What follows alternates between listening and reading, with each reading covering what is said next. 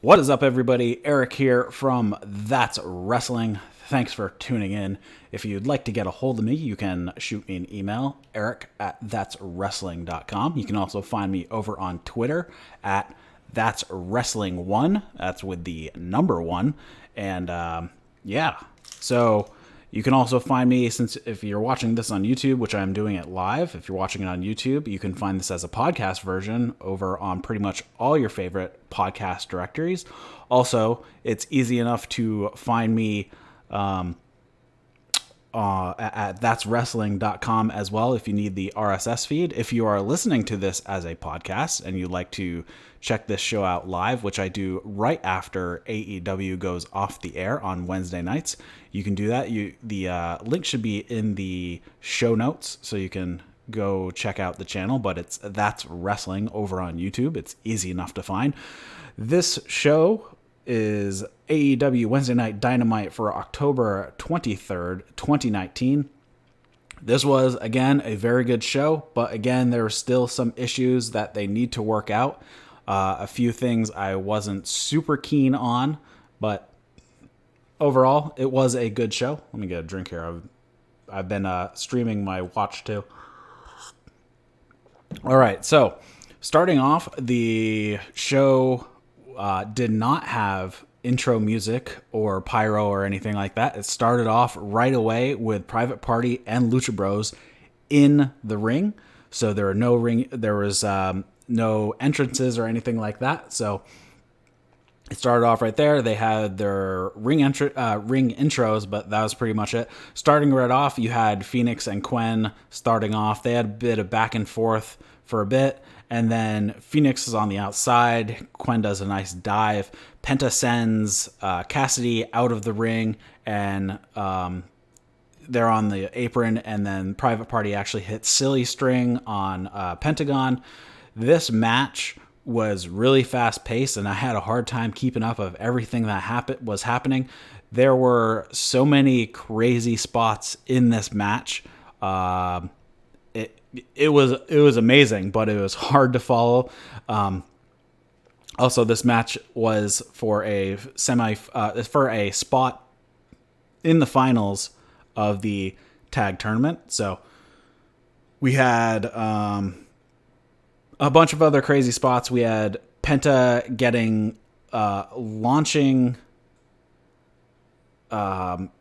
we had Phoenix doing a springboard up the turnbuckle, and then he gets this major height off the top rope and hits this huge double stomp to the back of Quen, I believe it was. And then Penta runs towards Phoenix, who then launches him up the air, and he basically does a double stomp to Quen's backside. The Lucha Bros put Cassidy up on Quen's shoulders, so he's up on his own partner's shoulders, and Penta launches Phoenix up in the air, who does this crazy drop kick, which then causes Cassidy to go over backwards and ends up giving his own partner a poison Rana. So that was insane. Phoenix hits a crazy tiger bomb on Cassidy, and then Penta hits this power bomb across his knee.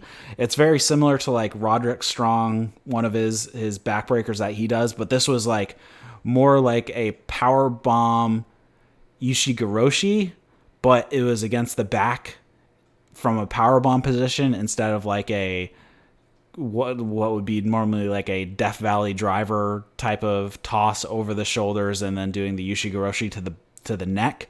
It was insane.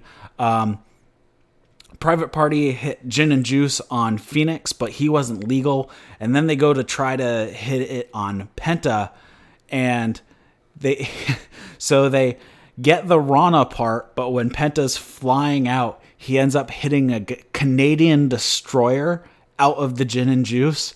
It was the most insane thing I've ever seen. Lucha Bros are amazing, and I don't know how it's going to go from here, but they hit an assisted package pile driver on Quen, and Lucha Bros end up picking up the win. I don't know if Lucha Bros are going to go all the way, but I can't really argue against it because they are definitely one of the craziest tag teams out there. Between them and the Young Bucks, I don't know which one's better. I'm really starting to dig Penta and Phoenix as a tag team. I've really only seen like them in singles type stuff from like Lucha Underground from the early first two seasons. I don't think I saw the third or fourth season, but that's where I've seen Pentagon the most. And I've really only seen Pentagon in single stuff before AEW started. And once AEW started, then it was Penta and Phoenix as a tag team. So they are moving on to the finals, and they are going to meet the winners of the next match. And this is Dark Order versus SCU. The crowd response for Dark Order is pretty meh. And there was a poll on Twitter that AEW put up of which match are they looking forward to most. And it was definitely Private Party versus Lucha Bros. It was like 90+%. And then you look in the comments and everybody is hating on Dark Order, basically calling it the stupidest gimmick ever. And I have to agree. It's like so out of place. So Dark Order just does not fit in the landscape of AEW because AEW is more based in reality and Dark Order seems more like a supernatural type gimmick. And they'd be the only ones in AEW that have this type of gimmick. So it really makes no sense to have this type of gimmick in AEW. And it's just falling completely flat. People just aren't into it. I didn't hear a Creepy Perverts chant. I was kind of hoping for a Creepy Perverts chant that they got. I believe they got it at All Out. But anyways, so we had Dark Order versus SCU. Scorpio Sky and Kazarian were the teammates. Christopher Daniels is out after Pentagon gave him the package pile driver on the ramp last week and he was taken out on a backboard. It sounds like Daniels might actually have a legit injury, but I haven't seen anything in the news that he does have a legit injury. There was a picture on Twitter of Daniels in a doctor's office, but I don't know if that was part of the angle or if he does have some sort of legit injury or not. So, anyways, match starts off. Something funny happened right at the beginning. Stu Grayson was actually kind of hitting on Aubrey Edwards, which was pretty funny. There's a bunch of back and forth. SCU isolates Grayson for a bit. They're tagging in and out, circling through. Sky is sent to the outside. Uno throws him into the stairs behind the ref's back. Stu Grayson hits a hanging senton over the top rope. So basically what he does, he's on the inside of the ring and he grabs onto the top rope and basically does a flip holding onto the top rope. And then he like does a senton onto the person who's laying on the apron. Really cool move. The crowd is really behind SCU. They start an SCU chant. Uno gets the tag in. Sky tries to make a tag, but Uno pulls Cass off the apron. So Uno gets tagged in. He kind of runs out and pulls Cass off the apron. And then Uno hits a senton atomico. Tony Schiavone is just loving the name of that's what it's being called. The I guess technically that translates to the atomic senton because Uno is huge. Grayson and Uno tag in and out, so they're working over Sky. They keep going, and then the Inner Circle comes out and makes their way through the crowd and up the stairs, and they are going to one of the Sky boxes. Jericho and all of them have tickets to the show, so they get into the Sky box and are just hanging out. We don't know why they're there. Kaz finally gets a tag, and then he comes in, goes nuts, takes out both members of the Dark Order. He's running wild. Kaz does a Northern Lights suplex while he's holding Uno down. So he does a Northern Lights suplex to Stu Grayson while Uno is already under him. Gets a 2 count. Dark Order then turn around and do some double team on Kaz.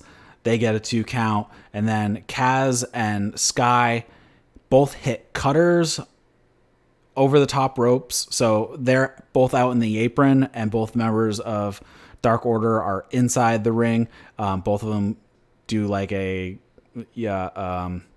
don't know what you'd call it. So it wasn't a springboard because they didn't do their feet, but they launched themselves over the top rope. They both hit cutters, and then they put on dragon sleepers. Both of the Dark Order get out. Grayson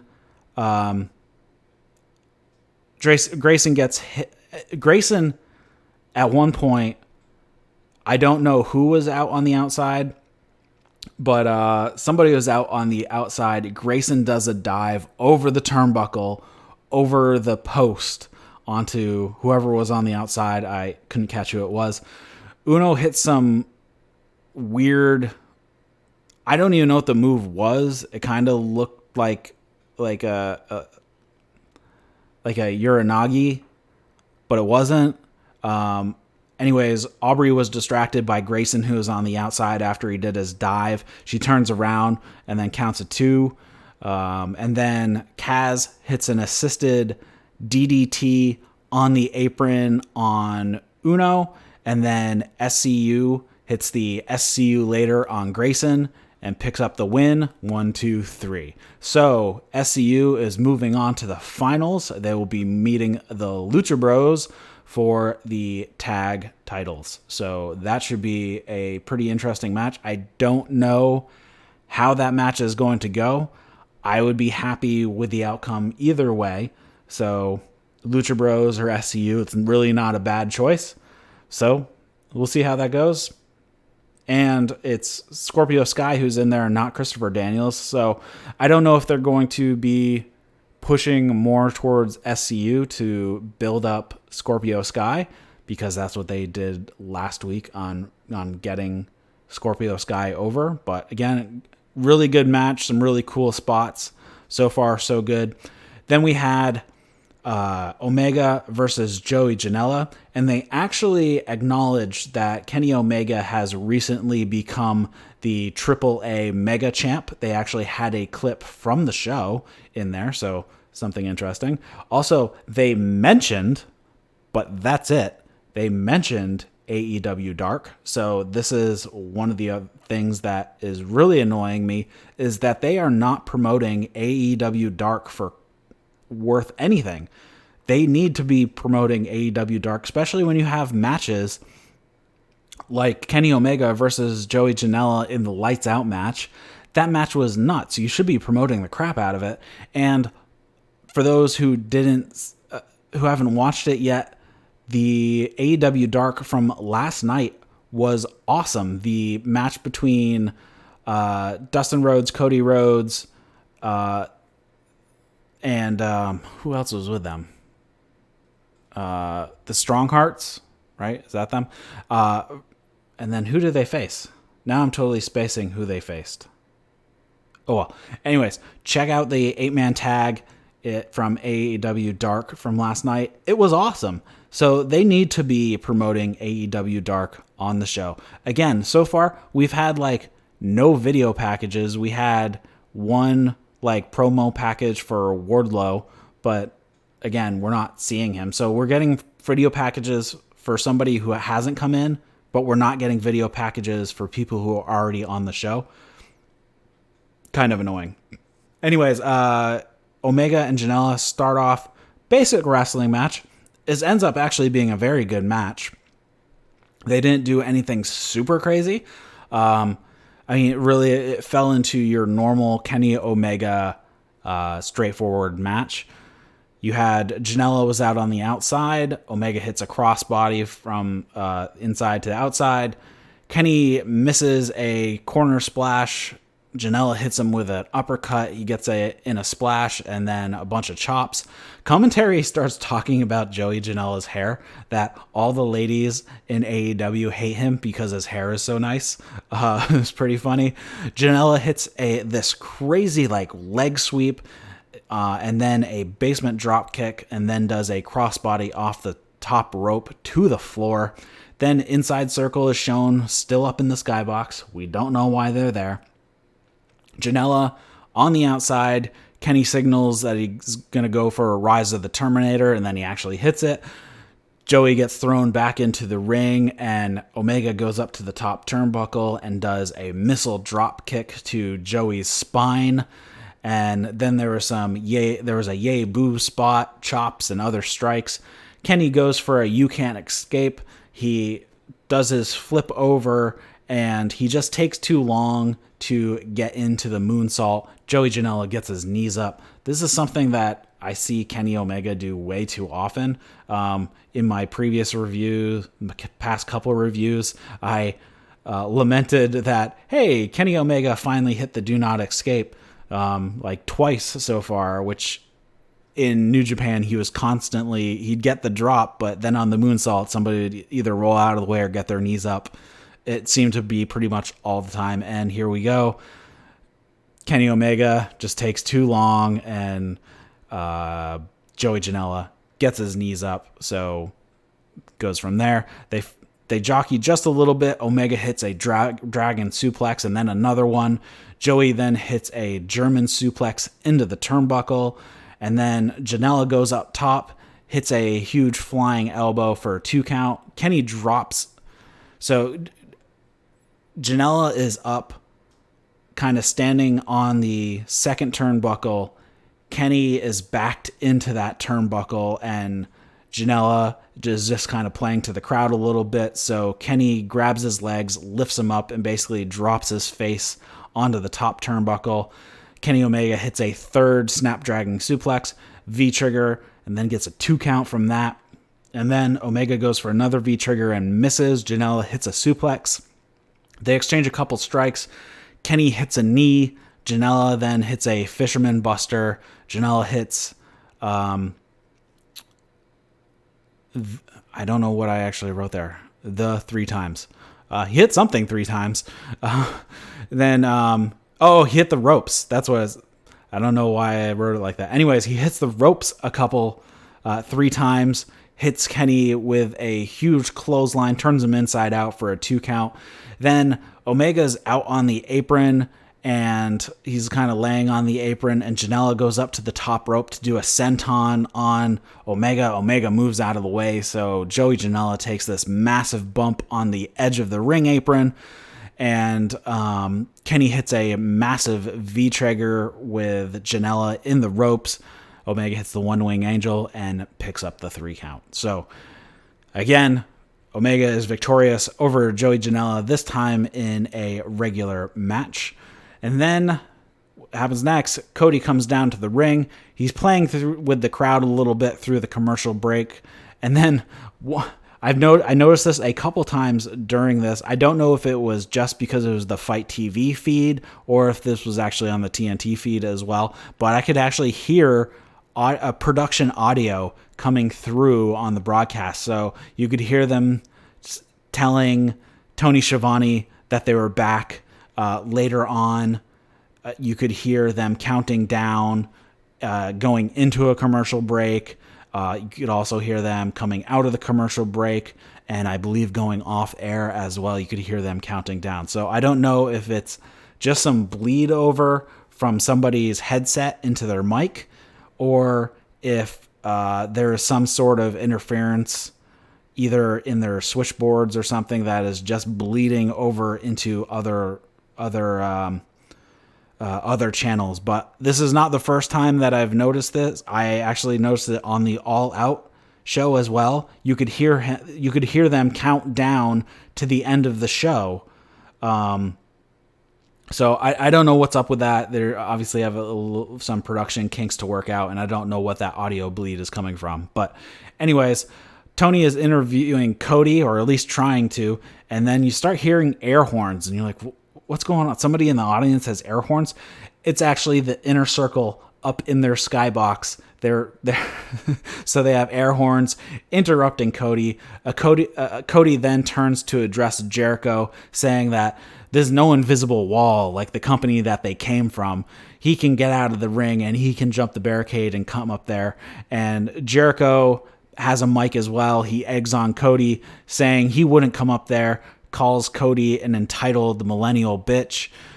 Cody takes off his jacket, but then he stops at the barricade. Jericho is egging Cody on some more, but he says, yeah, you're not going to come up here. It's 4-on-1, so you're not going to come up here. And then Dustin's music hits, and he comes out on the ramp. And Jericho keeps egging on him, say, oh, what, your big brother is going to come save you. Even so, it's still 4-on-2. And then MJF comes out.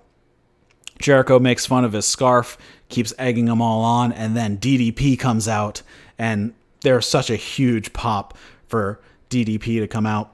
They all hop the rail and start going up towards Jericho.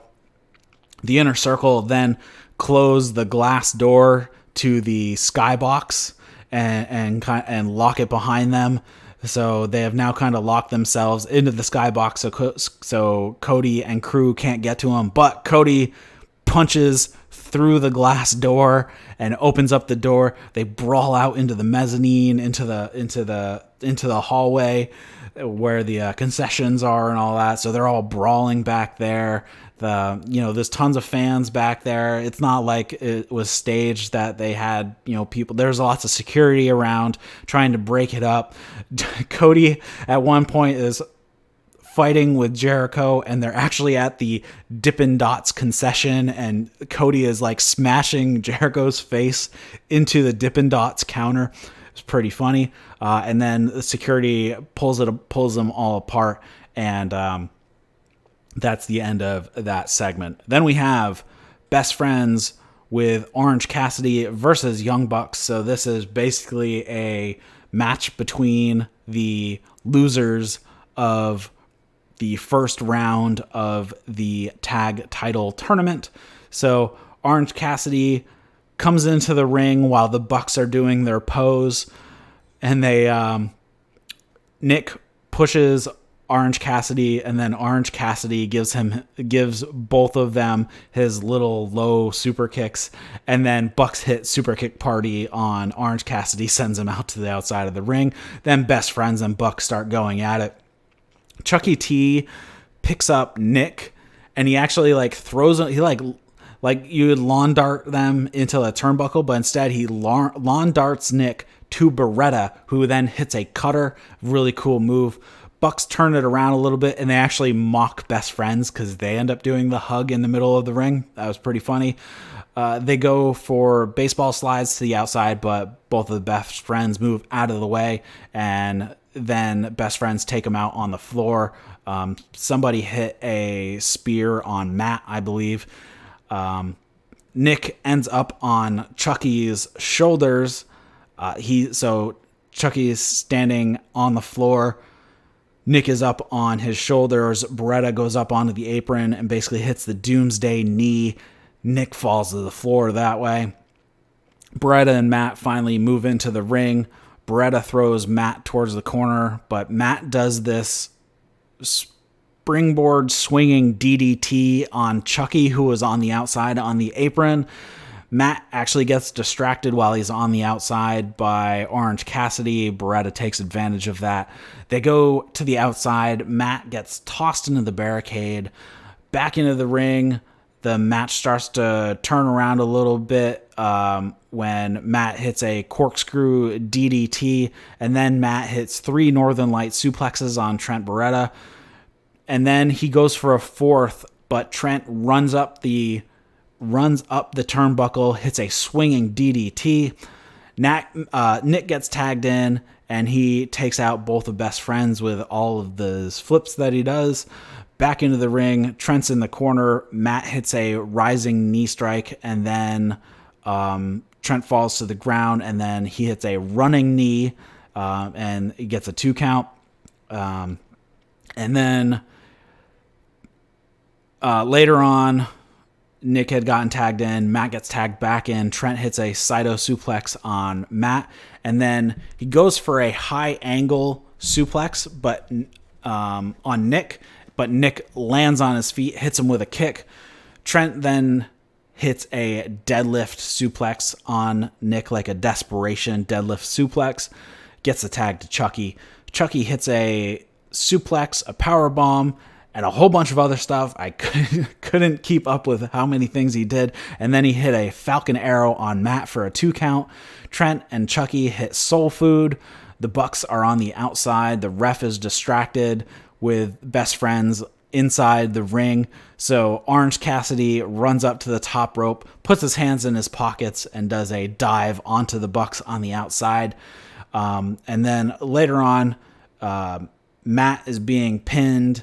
Nick breaks that up with a senton off the top rope. Best Friends go for another Doomsday knee, but this time Matt lands on his feet. Nick takes out Trent, and then Orange Cassidy on the outside. He does a flip onto both of them. And then Matt and Nick hit More Bang for Your Buck on Chucky T and pick up the 3 count. So usually don't see Young Bucks picking up the win with More Bang for Your Buck, but they did in this case, and that was it. After the match, Matt has a mic in his hand. Matt, basically the only thing he says is for Santana and Ortiz that they accept. So they have accepted Santana and Ortiz's challenge, well, via Jericho for the match at Full Gear coming up. And then, are we going to get a promo package for Britt Baker? Apparently we are, but it wasn't a very good one.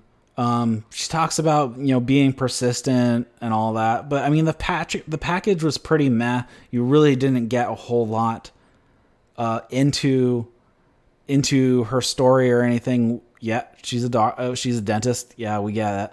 And it took, hard work to get there. That's about it. One thing that I did notice, they did have a picture of her and her boyfriend, Adam Cole. So Adam Cole has appeared on AEW TV in a still photo. So that was pretty funny. So we have Jamie Hayter versus Britt Baker. Jamie Hayter is very similar to Bea Priestley. She's kind of got a goth thing kind of going on. I couldn't tell if she was covering up a tattoo on her thigh or if she just had a really big bruise on her thigh, but she had a really big mark on her thigh. When Britt Baker came out, the Steelers mascot came out with her as well because she is from Pittsburgh, and now they're calling it Britsburg. So anyways, right as the bell rings, Jamie plows right into Britt, gives her a bunch of forearms. Britt then reverses it, lays in some of her own, and then Hayter hits Britt with a suplex into the turnbuckle. They fight on the outside. Britt is run into the ring post and then the barricade, and then Britt gets up and hits a sling blade on the floor. Back into the ring finally. Hayter gets some more strikes in. Britt tries a couple roll-ups and then hits a hanging neck breaker. Pretty good job there. But then Britt is just taking too much time. She's kind of like playing to the crowd a bit.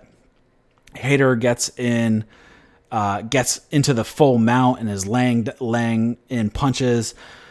Hayter actually gave Britt a wet willy and then a "you sick F" chant, but not, it was actually the word, not the letter F, breaks out. And then she grabs a headlock.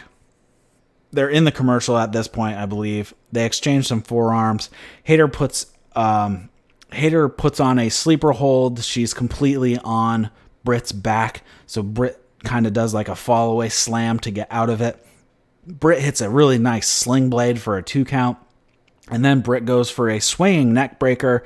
Hayter actually turns it into a Falcon Arrow. At least I think that's what it was. The commentary didn't say it was, but it looked like a Falcon Arrow. It might not have been like high angle of like a brain buster, but it was definitely the kind of the same move. Then hits a running knee for a 2 count. Britt then hits a brain buster off the second rope. But then Hayter hits a Uranagi for a 2 count. Hayter hits the ropes and Britt hits her with a super kick, hits a swinging neck breaker for a 2 count, hits a super kick on a kneeling Hayter, and then gets in lockjaw for the submission. So again, Britt has won with the lockjaw submission. After the match, there was a post-match interview in the back. I'm not sure if this was on TV or if it was just on the Fight TV feed. I'm guessing it was probably on TV.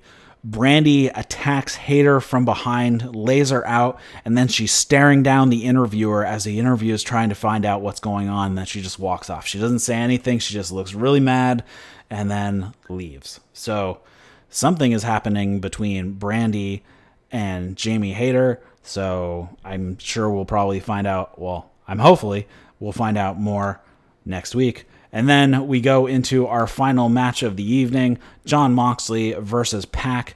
Jon Moxley is coming out, and Pac attacks him right at the top of the ramp with a chair to the back of the head. Pac then chokes Moxley with his jacket. There's a really loud "you bastard" chant, or just bastard chant. Pac runs Moxley into the barricade. The refs are asking Moxley if he wants to start the match, and they're kind of like holding him back a little bit. He breaks past the refs, gets into the ring, the bell rings, so he does want to continue with the match. Moxley goes to the outside to kind of catch his breath, but Pac ends up hitting this corkscrew dive.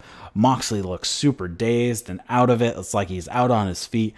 Pac rolls Moxley back into the ring, gets a 2 count. Pac stays in control. They go to a commercial break. He stays in control throughout the commercial break. Pac hits a head kick while Moxley's kneeling. Then he hits a standing shooting star press for a 2 count. On the apron, finally, Moxley hits this forward DDT. So I'm not even sure what to call it, because he was kind of like, he was standing behind Pac and basically went forward, pulling Pac's head down towards the apron. Moxley landed on his feet on the floor, but he, drove Pac face first into the apron. He actually stands right on his head. It was a really crazy move, but that's the best I can call it. A forward DDT, maybe. He hits a dive, then they get into the ring, and he's hitting his Muay Thai knee kicks, hits a running knee, and then puts Pac into the clover leaf. Pac gets to the ropes. They announce there's 4 minutes of TV time remaining. Pac hits an avalanche Falcon Arrow for a 2 count. They announce 2 minutes remaining of TV.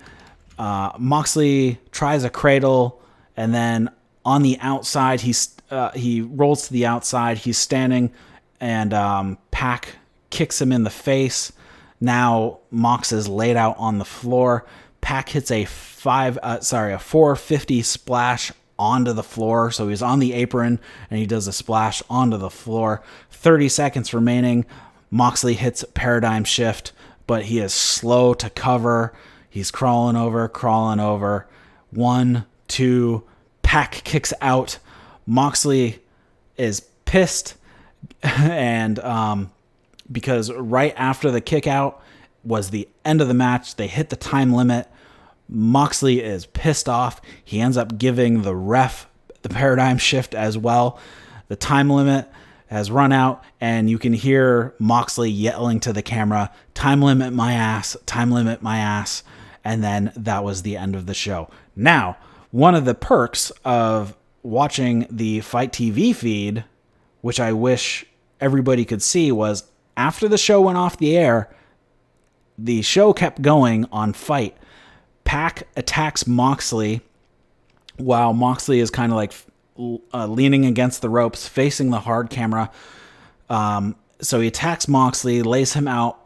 Pac then goes outside the ring and searches under the ring, throws a chair into the ring, and then he opens it up and then puts it around Moxley's neck. And then it looks like he's going to go up to the turnbuckle and do a stomp onto the chair that is currently around Moxley's neck. But then Kenny Omega runs down for the save.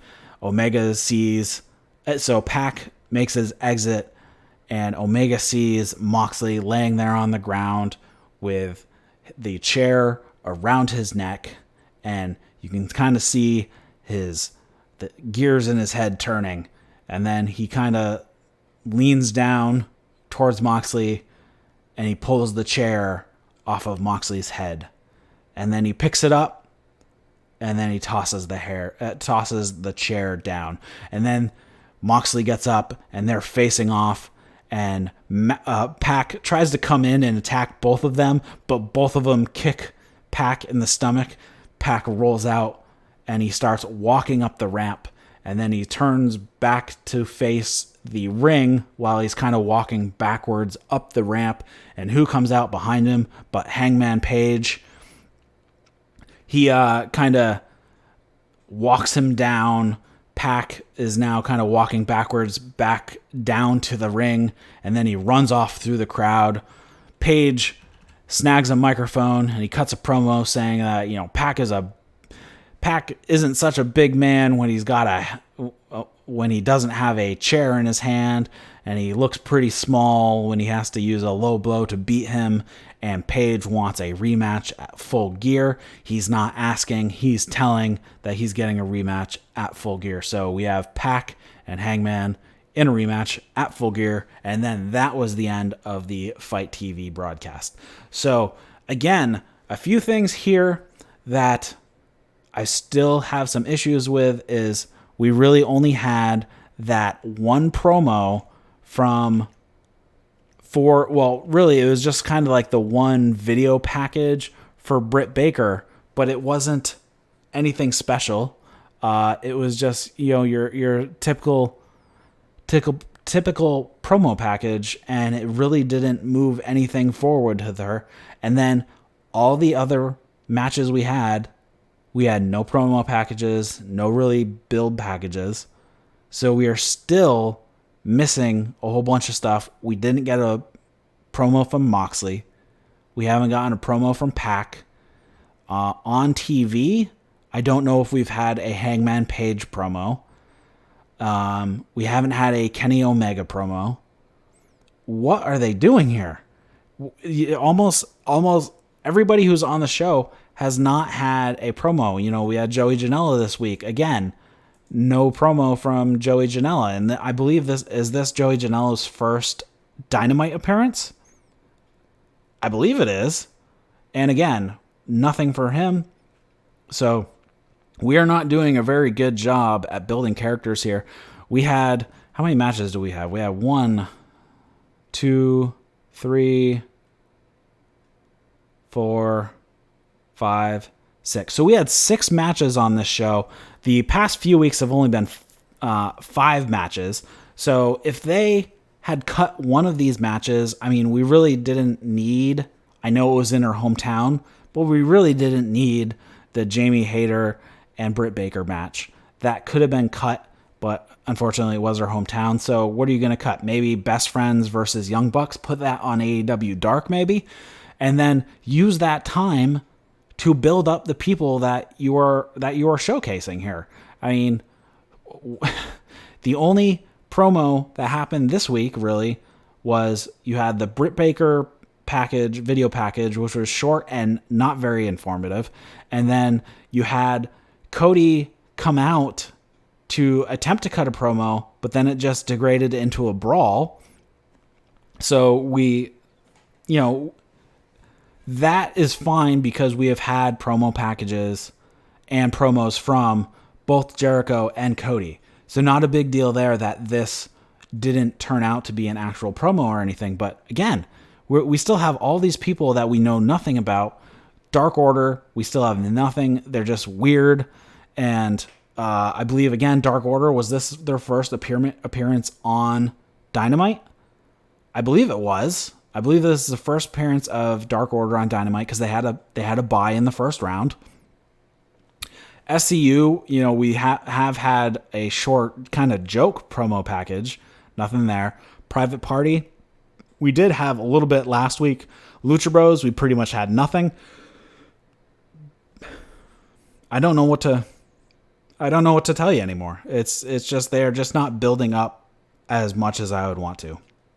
That's kind of my biggest takeaway, is that they're just not making stars out of the people they need to be making stars out of. That's it. That's really all I have to go on that one. But it's just one of those things that is just really annoying, and I really wish that we would see more from AEW as far as character development, and I really hope that works out. For those who haven't watched, AEW Dark from this week was okay. There was Leva Bates versus Nyla Rose. That match was really sloppy. Wasn't a big fan of it. And then there was the 8-man tag match that was really good. It was Young Bucks. It was Young Bucks, Dustin, and Cody were on a team, and I'm totally spacing who the other ones were, unfortunately. But it was, though, the other two matches were pretty good. So go check it out. If you haven't been watching AEW Dark, check it out. It's free on their YouTube channel. There's really no reason not to go watch it. So that's really all I have for you for this week's episode of AEW Dynamite. Be sure to like and subscribe to the YouTube channel. And if you are watching this on YouTube, you can get the podcast version on all your favorite podcast platforms, or you can pick up the RSS feed at thatswrestling.com.